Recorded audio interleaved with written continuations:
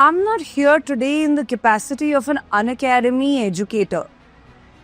I'm here as once a fellow aspirant who has lived and faced the same kind of hurdles that you are presently facing in your UPSC preparation journey. When I was surfing YouTube, it is full of success stories. Almost everyone feels like an achiever. No one talks about failures. Let this be a raw conversation. I have been in the same kind of journey, writing multiple mains, being stuck in the cycle of acing prelims and lacking answer writing.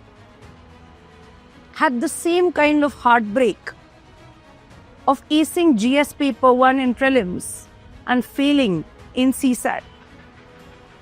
Yes, you heard that right. It's very important to talk about failure because of a quote that I read the other day. It stayed with me. It said, take risks in your life. If you win, you lead. But if you lose, you guide. That's precisely why I do what I do today. With my help or guidance, if there's even one student who can avoid the confusion, the myth, the problems in the UPSC journey, if my experience can help even one student, my purpose is fulfilled. How do we perceive failure? The first problem with failure is to push the accountability on other factors. Oh, it was just CSAT, otherwise this was my year. It was just 2 marks. Always it's very close, ma'am. It was maybe not the number of mocks that I had to write. It was maybe a personal emergency that happened in that 1 year. We always try to find other external factors to blame, and that is only human. It's natural. I have done that. You have done that. Millions of other people have exactly found external accountability because it is easy. It is not easy to accept. Therefore, acceptance is the first stage to overcome fear and failure and channelize it in the right direction. Till the time you don't tell yourself that repeating the same preparation will not let me clear the next year, you're going to be making the same mistakes over and over again. Don't do that. It is not your hard work that is stopping you from clearing this exam. It is probably the strategy, the direction, the unaddressed demand. Accept that. Tell yourself that you made a mistake in the planning, in what is required. Second stage is recognition. Where is it required? Is it the pre-stage? Is it the planning stage? Is it the answer writing? Be true to yourself. The third stage is rectification. Ask someone, what is exactly that is lacking in this answer that I have written? Hundreds of answers people write, and then they are heartbroken that despite working so hard, it has not led to success. You have written those answers, but you've not sat with any individual to ask them, what is it that is lacking? If you don't know how to write in subheadings, you've written the same type of answers 100 times. Rectification was required. Ever thought, why is it that one of the most hard-working aspirants also do not clear this exam? It's not because of your inability to work hard. It is because of not working exactly in the direction that is required. A quick story time. 2 months before UPSC Mains 2025, I got in touch with an aspirant. He had already written 2 mains. Prelims was absolutely fine for him. This time also, He was on the verge of leaving the UPSC journey. I understand the heartbreak, it is not easy. A lot of people have a lot of compulsions at home, things are dependent on them. There is a timer in which you need to prove yourself. All those compulsions applied on him. And he told me that if this means I do not make it to the interview, I will not be writing this exam again, ma'am. It felt like a personal failure.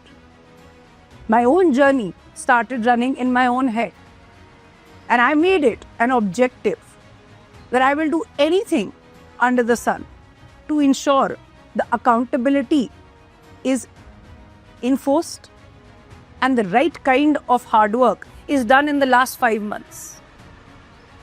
Did he write multiple answers in previous mains? Yes. But was he writing in the right direction? Maybe no. If secularism is to be written in an answer, boring definitions are not required. The introduction has to have a punch of uniform civil code. If regionalism is to be written in an answer, it has to mention the delimitation problem, the NEP-related north-south divide. If work culture has to be a problem, it has to be an introduction of the L&T and Infosys chairman comments on staring at your wife on a Sunday. Those are punching introductions. He would write long sentences. Those were converted into subheadings. He could write subheadings, but those then were converted with another example. I sat with him every single day, forced him to write even 2 days before the mains exam. Brainstorm questions if not right.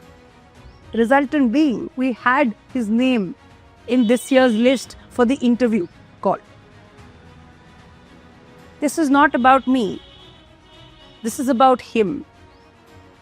If just because of a lack of guidance and a system, an approach, and accountability, if that person who had so much talent would have missed an opportunity in this system, it would have been my failure.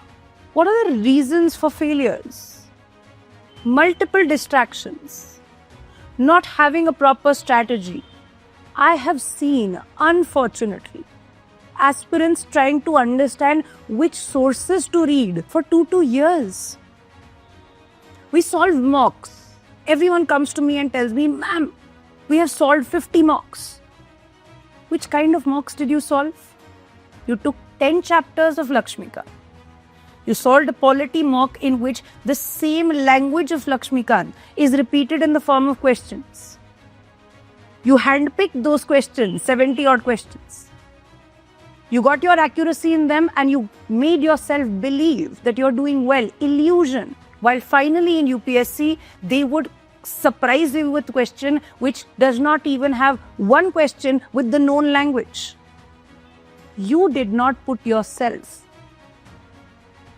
in a space where you feel discomfort with an unknown question. You did not develop your risk appetite. You studied without sometimes no plan whatsoever. There was a plan to complete Modern India in 1 month. You opened YouTube, current affairs were blasting in your face. You started watching videos after videos. Your plan for that 1 month, absolutely gone, not on track. You took one course from here, your friend suggested a better course. You saw 3 classes of one educator, 3 classes of the other educator. And now you're absolutely confused because both of them probably taught in a different way. You mucked up everything related to regionalism. But you did not once open and see how was regionalism asked in the form of previous year questions. There was no theme analysis. There were no 2-pager, 3-pager notes that were absolutely crisp. You studied and studied, but you had no revision plan. You wrote multiple answers, but you never paused and asked someone after 10 answers that what is it that I need to improve? Am I addressing the demand? Am I lacking subheading formation? Am I lacking value addition, the introduction templates? What is the templates approach in which my brain will start thinking and generating points? You just started, right? That is one of the biggest problems, that we are facing multiple reasons for failure. No one to address it. I was thinking the other day, and it was a beautiful thought, that we are paying a price for adulting. What? What does that mean? It means because now we have the liberty to choose what we want to study, when we want to study. We have grown up, right? That is why it is very easy to delay, to procrastinate. No one is enforcing accountability on us, because we can make that choice as a UPSC aspirant way beyond your graduation stages. There is no attendance, there is no homework. If you do, you benefit. If you don't do, it is your choice. No one will make you do it. And because of that, we've paid a price for adulting. The price is that we often are not on track due to the lack of external accountability. If that is your problem, understand that, fix that, make yourself accountable to an external individual. And that is why I'm introducing the old school way. So I was talking about the old school way. Let's understand what it is. You are not lacking motivation. You are motivated to clear this exam. You are lagging accountability. Yes, you heard it right. If you are an individual who is ready to put in the hard work and who just feels that the only thing lagging is someone tells me what to do, when to do it, in which part of the exam cycle, how to break the humongous syllabus into micro targets, and that person is available and there to check if you are following or not on a weekly basis, on a daily basis, and therefore holding you accountable. This is the old school way. When we were in school, we often complied and were obedient. Why? Because there was a reward and punishment mechanism. The homework was checked. If you were not doing it, a punishment was there.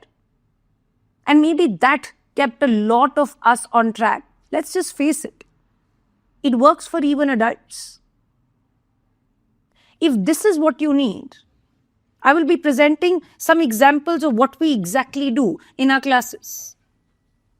This screenshot that you see on your screens is my personal inbox.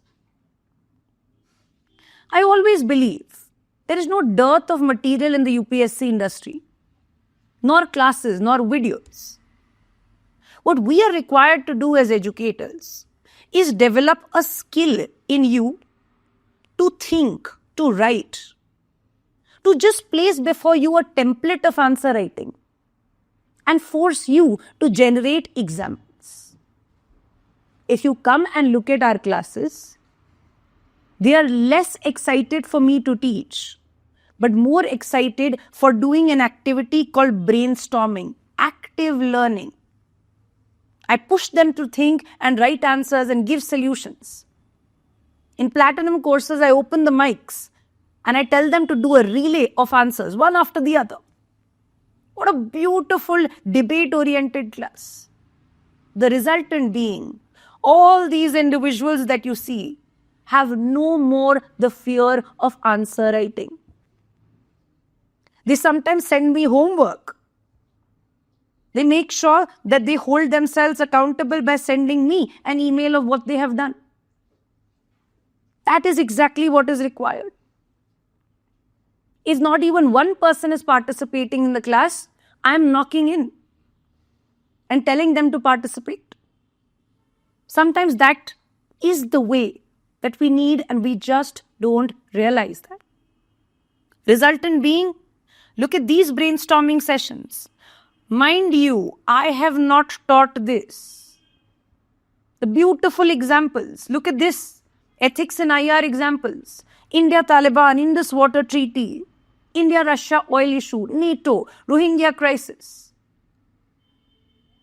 USA-USSR Cold War, withdrawal, Trump-MAGA campaign. I have not taught this.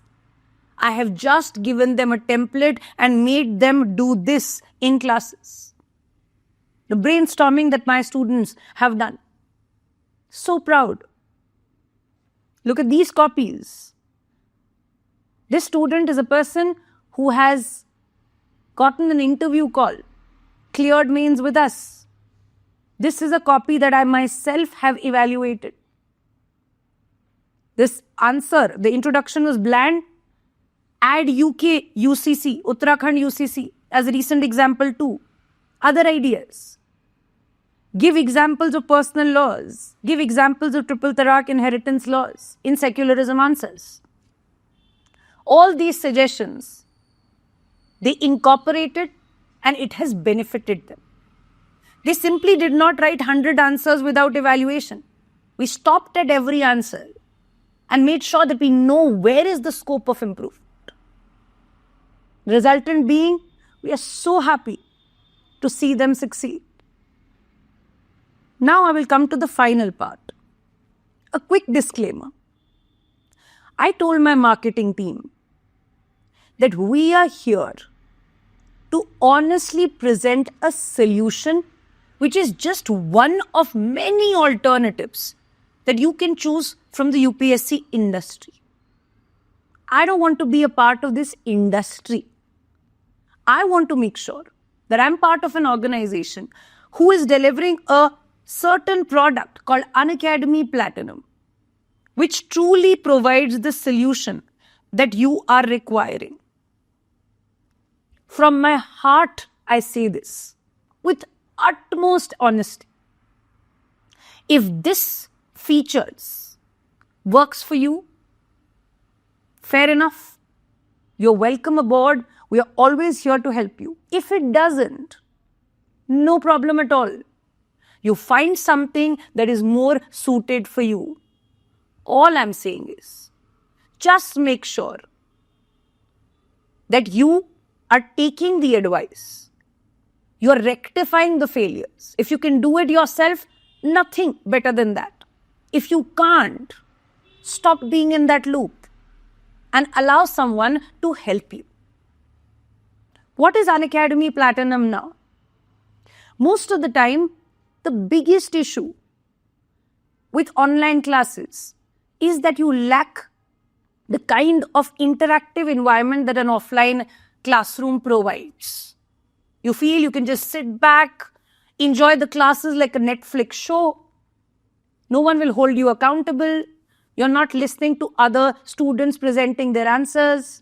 The educator is not nudging you to give an answer. That is often the problem. Unacademy Platinum, we take classes with a camera which is open for all of you. You need to switch on the cameras. I can see you finally. And therefore, I can knock, knock, knock and say, you're looking a little lost, give me the answer.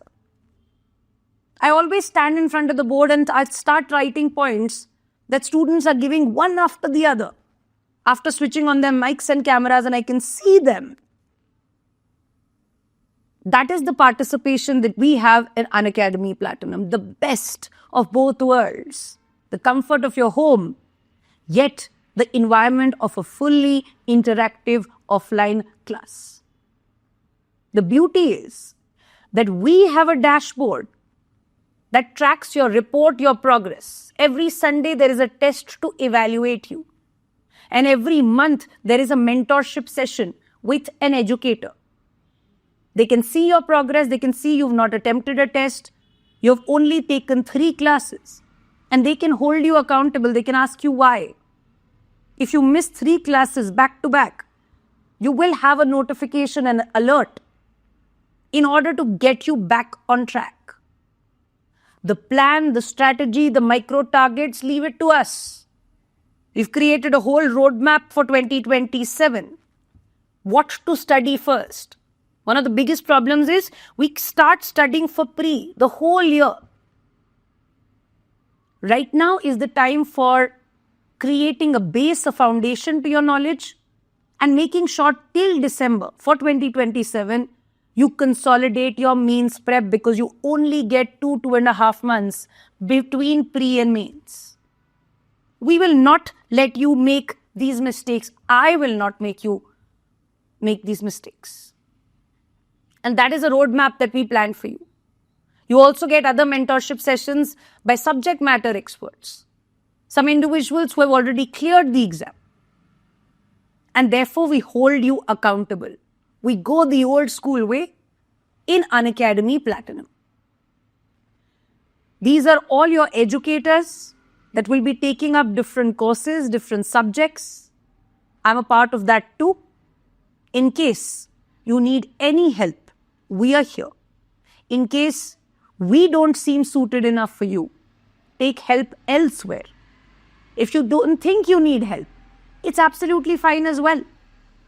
But make sure that we end the loop of failure once and for all on the basis of acceptance, recognition, and rectification. I always say, once you have worked hard enough in the right direction, and yet you don't clear the exam, no problem. You'll still sleep peacefully. But if you've put in the hard work, and unfortunately the reason why you have not cleared is guidance and the right approach, I will consider that as my personal failure. I will not let that happen. Therefore, feel free to contact us and we'll be able to help you with this. Thank you.